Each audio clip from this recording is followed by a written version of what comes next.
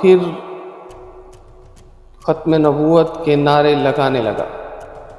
جج سزا بڑھاتا گیا، یہ نوجوان ختم نبوت کے نعرے لگاتا گیا۔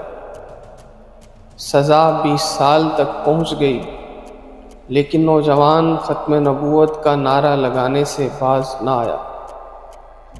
آخر کار جج کو غصہ آیا اور اس نے کہا کہ اس نوجوان کو ابھی باہر لے جاؤ اور جا کے گولی مار دو۔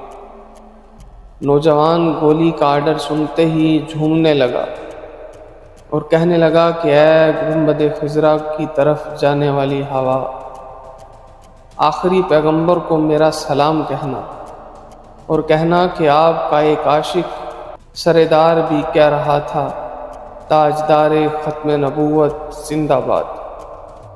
جب وردی والے جج نے یہ نعرہ سنا اور کہا